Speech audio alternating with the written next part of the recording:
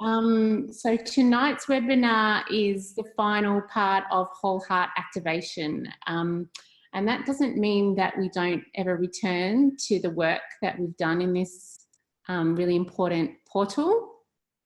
Actually, it's an ongoing thing. You just keep opening your heart. You just keep finding more and more that is blocked as you go along. It's not meant to be a 2-month. It's not meant to be a 2-month thing. That's obvious, but I still feel like it is the first part of this work. Yeah. So please return to these webinars and your manuals to go over the work that we did there, because that work is going to be relevant in 2 years from now, in 5 years from now, possibly in 20 years from now.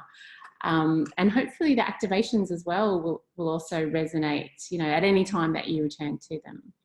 Okay, so let's move on. So whole heart relating. The question for tonight is, who is going to love all of you? That is the question. Then I think we can feel more safe about entering into intimate relationships and loving with our whole heart. Okay, so I actually wrote a story for everyone, and I'm going to tell it.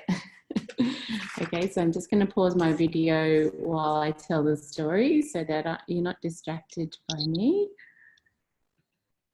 Okay, so this is the story that I wrote for you. Once upon a time, there was a woman, and her name was Tracey, and she was, let's say she was no spring chicken. She was certainly in the summer of her life. You know, she'd been through all the, you know, all the motions. She'd done her time. She'd, you know, started a career, been to university and travelled and had some relationships and even gotten married, and that hadn't worked out. And then she sort of found herself, you know, at this point of her life, which was, you know, she knew to be the prime of her life, but alone and without love. So she started talking to her friends and saying, oh, I really want to find love. You know, what should I do? And they said, oh, you know, that maybe you can figure out, you know, why you're having so much trouble. And Tracey said, oh, no, I don't think I'm going to do that, because I've read all those books. I've read every book that there is to know about psychology and attachment, and, you know, I just think I'll just get more of the same. You know, I'm not going to do that. I don't think that's where the answer is.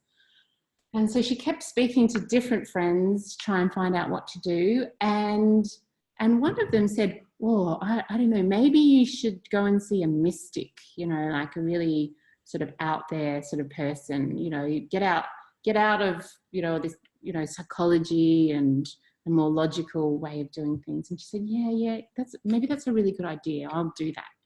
So she goes to see a mystic. She thinks, oh, this is all a bit weird and strange.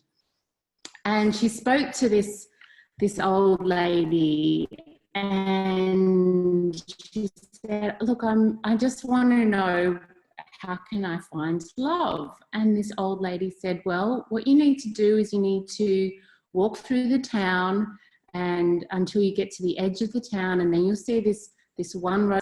And what you do is you'll see a house, and I want you to go and knock on that door, and that's where you will find love. And Tracey thought, oh, this is great. I'm going to do that. And finally, I get to find love. So she walked through the town and came to the edge of the town and saw this one road leading up the hill and could see this house. So she thought, okay, well, this must be it. It's the only house that I can see around.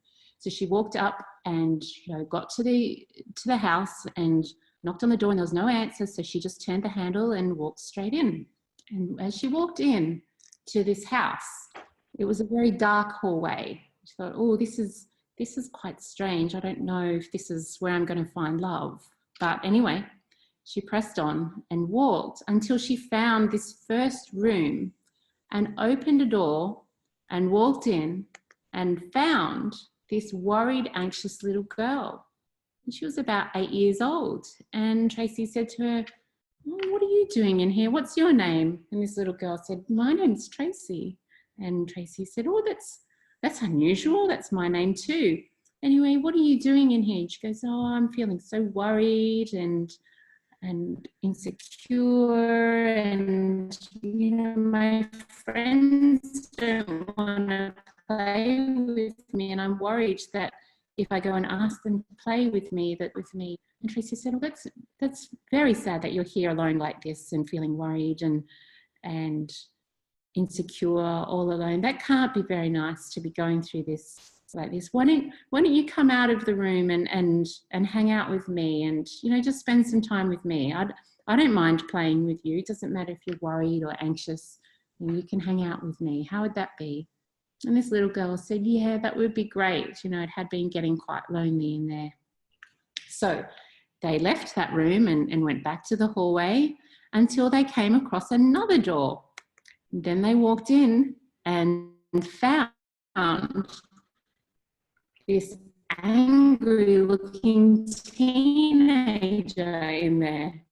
She had this angry look on her face. She didn't look like she was very welcome here. "What's your name?" She said, "My name's Tracey." And she said, "Oh, what a coincidence. That's my name too." And she said, why are you looking like that? Are you feeling angry about something?" And this little girl said, or this teenage girl said, "Yeah, I am. I had this boyfriend and we were just hanging out and I got upset about something and I told him, and then he started calling me names and said I'm being a drama queen and made me feel really horrible. And I think, why would he say that? He's meant to be my boyfriend." And so Tracey said, "Well, that's really sad that you've sort of been left alone here, feeling angry like that. Would you like some company? Why don't you come with us?" And so she did. So all three of them walked out of the room, down the hallway, and then came across another room and walked into this room, and who was in there but a young woman who looked very sad and alone. And Tracey walked in and said, "What are you doing in here?" And this young woman said, "I just feel really sad and alone. I had a boyfriend for a few years and then that didn't work out. And I'm starting to feel like perhaps no one wants to be with me." And so Tracey said, "Well, we're here now. What's your name?" And this young woman said, "My name's Tracey." I said, "Well, that's a coincidence because all of our names are Tracey. So why don't you come and spend some time with us and don't just hang out here all alone in this room." So she did. So this young woman came out of the hallway and joined them. And then, so now the four of them are walking along this hallway, and the hallway started to get a bit brighter. And in fact, they could see the back door. So they walked towards the back door because they really wanted to get out of this house and see what else was out there. And what they came to was a field with a little happy girl. She was full of joy, but the thing that made her most happy was to see all the other girls there who had arrived so that they could share some time and keep her company. And that made her so happy. And this little girl's name was Tracey too. And she said, "Well, do you want to play with me? I'm playing Ring-a-Ring-a-Rosie. Is that something that you know?" And all these other girls said, yes, let's do that. Let's all play together. Why don't we do that? Because, some of these other people didn't want to play, but what a lovely experience to have all of us here together. So that's what they did. They played together, and then the anxious girl didn't look so anxious, and then the angry teenage girl didn't look so angry. And then the alone, sad young woman started to lift her mood as well and didn't feel so sad and alone.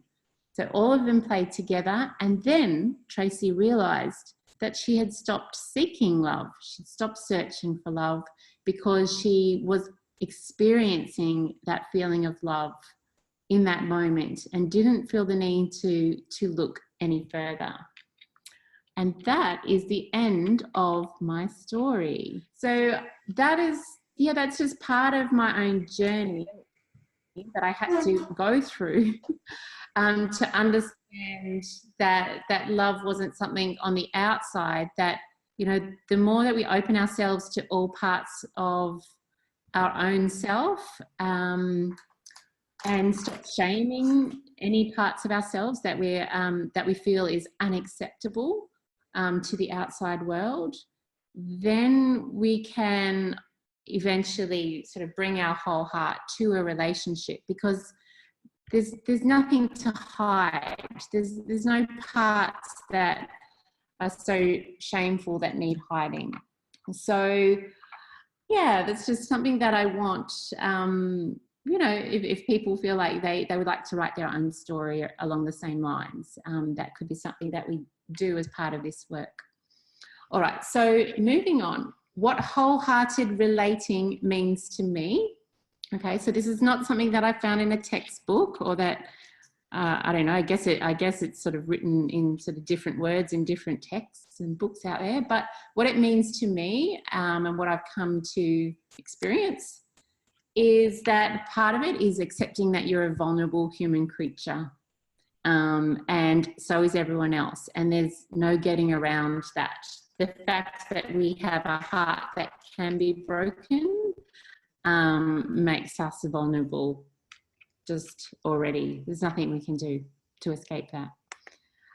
Accepting that there is much depth to you and your emotions, and sometimes more depth and more emotion than the outside world sort of feeds back that they can handle. And that's okay. That's okay if, you know, there's more depth, more pain in there, as long as you can sit in it and handle it, then there's a chance that you can process what's going on in the depths and come out of that, you know, with an expression, with a request. But you have to be able to sit in the depths on your own, because no one else is necessarily going to sort of dive in there with you. As if you can, then there's a chance that you can sort of bring someone else, you know, into your inner world, as long as you can tolerate what's in there. What else? Accepting that parts of you don't make sense to others, and that others and society might have admonished some parts of you as being too needy, too emotional, too clingy, crazy, you're unhinged, you're insecure, whatever labels other people might use to try and shut down, you know, the depths and the emotions and the needs that you have. Just, you know, part of wholehearted relating is accepting that there might be parts of me that even a partner doesn't understand right now in this moment, and being okay with that. That's not to say that they won't ever get you or understand you. But if you can be okay with there being a gap between you getting in touch with your feelings and needs, processing that, getting really clear about that, and the point in time where a partner gets that, that could be years. Yeah, and it took me years in my current relationship, which is now coming up to 5 years. I would say the first 2 years of that was this toing and froing around me getting clear about what made me anxious, what made me angry, what made me sad, sitting with that, attempting to communicate that to him kind of dismissing that or not really understanding why I might feel that way, but then coming back to myself, you know, connecting with those parts, getting clearer and clearer about what it is that I felt, what it was that I needed, not budging from that place, not budging, like refusing to budge from this is how I feel, this is what I need, because I'd done that before. And I knew that that was not the answer. So I knew that I had to do something different, which was to sit with those parts of myself, sometimes alone, sometimes kind of without him there by my side, understanding how I felt. Like, that's okay. Trusting that eventually he'll come back and want to hear me out, you know, if that's what he was seeking, a relationship with me. What else? Knowing in your bones that there is truth in your emotions as they arise. And the reason why I say knowing it in your bones, it's so different to thinking it in your head.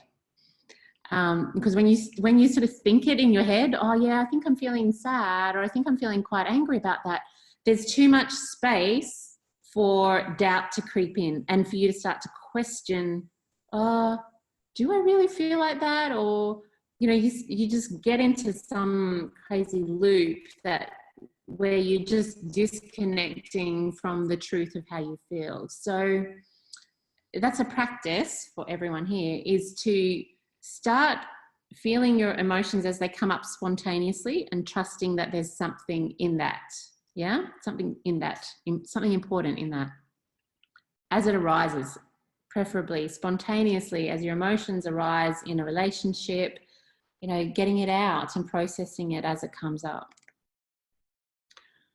And then another part of wholehearted relating for me was accepting that to love another person, it does involve a surrendering, a sort of a releasing or a letting go of the protective armor that had worked for me in the past. So a surrendering of that and a letting in, a letting someone in. And I felt comfortable letting someone in once I'd been in there and, you know, and sort of dug around in there, and I was okay with all these little girls and these young girls in these different rooms with different feelings and different triggers. If I'm okay to hang out with those girls, then my lover is going to have to be okay with hanging out with those girls. And, you know, if a lover would completely dismiss or disown any of those parts of me, it's going to be very hard to bring that more joyful, playful little girl to the table if none of the others can be tolerated. And yeah, and then one of the last points that I'll say here is about trust. And this is something powerful that I learned from following the work of David Data, is to put your faith and trust in love itself, not in another person, not in certainty or another person giving you a guarantee and saying, yes, of course, I'll never leave you, or I'll marry you and we'll live happily ever after. If you're putting your trust only in the actions or the words of another person, that does feel unsettling. But if you trust that there's something powerful about love, that you are seeking and that your mate is seeking as well, that's what they're here for. If you trust in that as an energy, as a force, that is a very settling and safe place to rest, I will say. Because when the other person is acting in uncertain ways, or acting in ways that don't feel like they're investing in that moment or committed in that moment to the relationship, and you need some kind of guarantee from that person every moment of every day, then that's a very rocky ride. But if you trust that love itself will kind of sort it out, and that if that person isn't here for love, that they will leave and you will recover and you will mend your own broken heart, and you trust that, you know, that will open you up to meet someone that does want to connect with you, then that's a really nice place to hang out. I recommend it. Okay. When you make just a little shift like that, and when you share it here in this group, and it becomes, you know, a real life thing, that's like a new memory, I suppose, that you sort of remember this moment that we're talking about this, and you just keep kind of correcting yourself as you get off track. Like, say if you kind of got off track with this, but in 3 months' time you're like, oh, I've been really stressed out lately, I've been neglecting, you know, myself, my body. You'll make a little correction and kind of get back on track. Yeah. Yeah. And then those neural pathways will grow. And in 2 years from now, your whole lifestyle will be centered around, you know, this beautiful balance. Yeah. Yeah. So it can sort of take a while to sort of unfold. And I'm still in the process of making little shifts, like tweaks, going, okay, this isn't really serving me. There's not quite enough balance here in my life. Too much busyness. How can I cut back so that I can create more time for, you know, walking in nature, swims, go for a paddleboard. Okay, my body will send me little complaints. Yeah. And actually, yeah, me, like maybe, I don't know, 3 months ago, I had this lump in my throat, which is my body's way of saying, you know, too much stress, too much adrenaline, too much busyness, you need to cut back. You know, rather than just you going to the doctor and saying, you know, well, it wasn't a proper lump, it was just a feeling of tightness in my throat. So just allowing your body to tell you when things are out of balance. It's great. All right, so what we're going to do now is an activation, and I'm going to record it, which makes it easier for you to come back to, like, as a meditation, rather than watching the whole webinar again. Okay, so what I invite everyone to do is close their eyes and just take a few breaths in and out.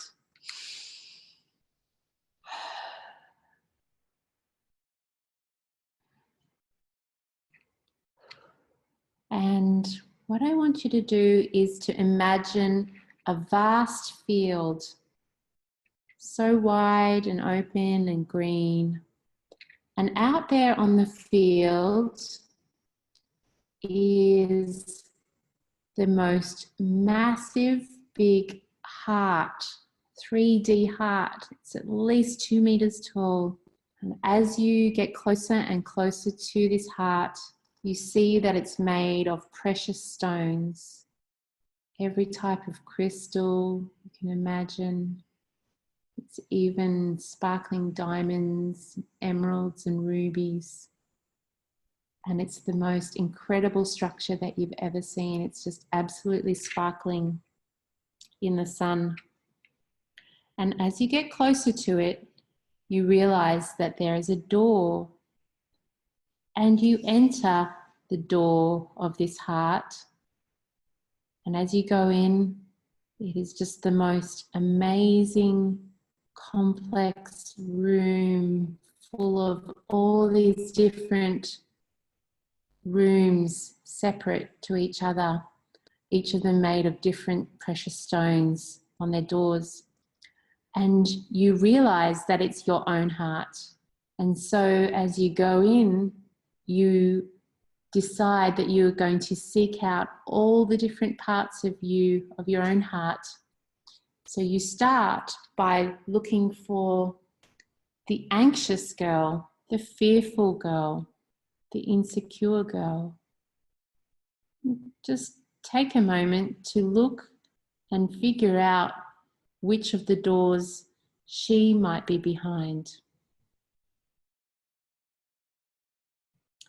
And when you find the door, you open that door, you see her in there, and you have this realization of maybe some of the things that were going on in her life that caused her to feel anxious and fearful and insecure.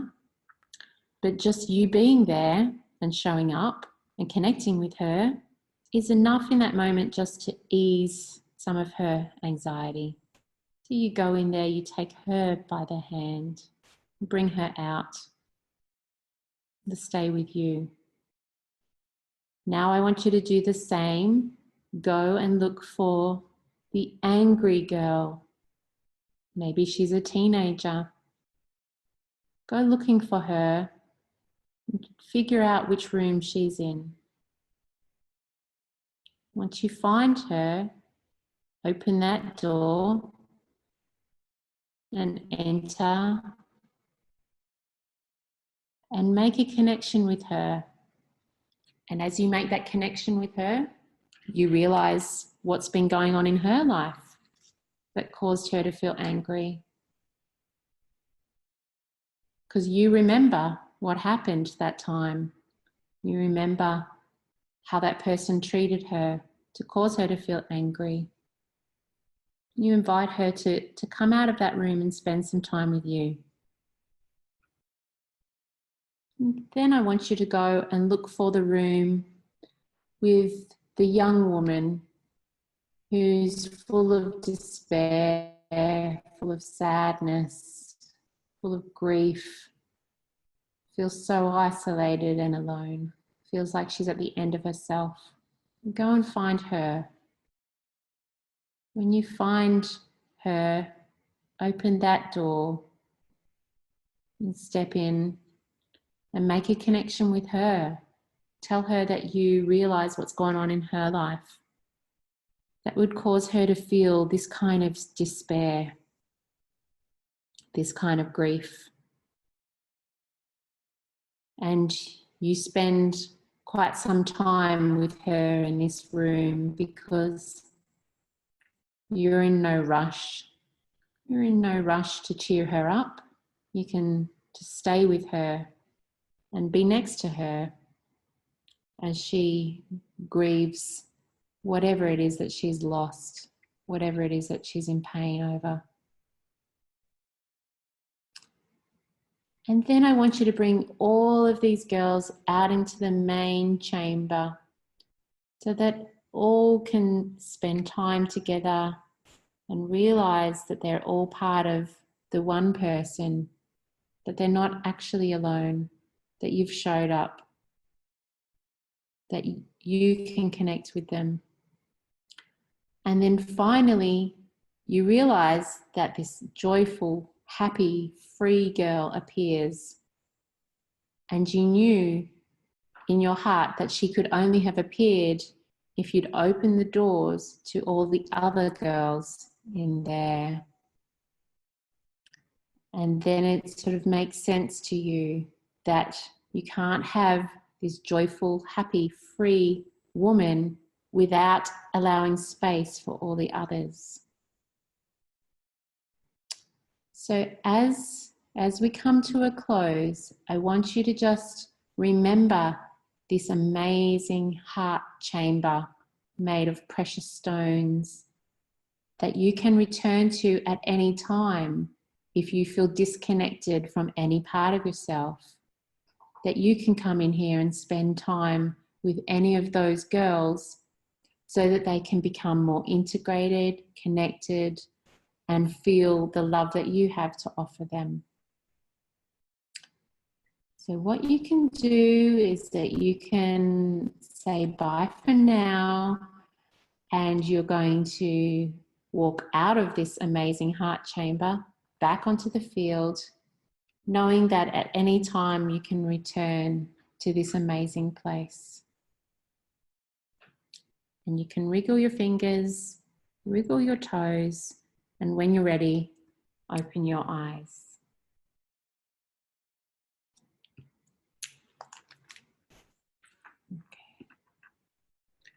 Okay, all right. So I hope you enjoyed the activation.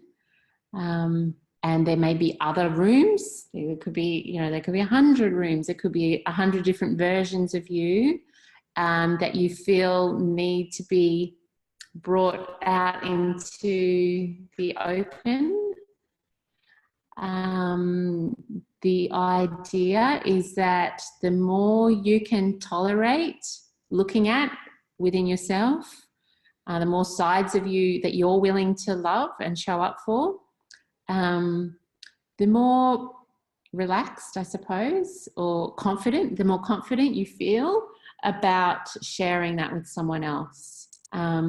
If you feel ashamed of any of those sides of yourself, it's going to be very difficult to love with an open heart, because a side of you will know that it's only a matter of time before another person discovers these certain aspects of you. And if you haven't connected and loved those parts of you, then you may tolerate someone else not loving those sort of aspects of yourself. Okay, so that is a wrap for tonight's webinar, and also for whole heart activation as the first container, the first portal of a thriving intimate relationship. But like I said at the start of tonight, this is not just a 2-month, journey. This is something that you can return to forever. You've got the recordings, you've got the activations. Keep doing the work. It was lovely speaking to all of you tonight, and I look forward to seeing you again in 2 weeks' time. Okay, good night, everyone. See you later.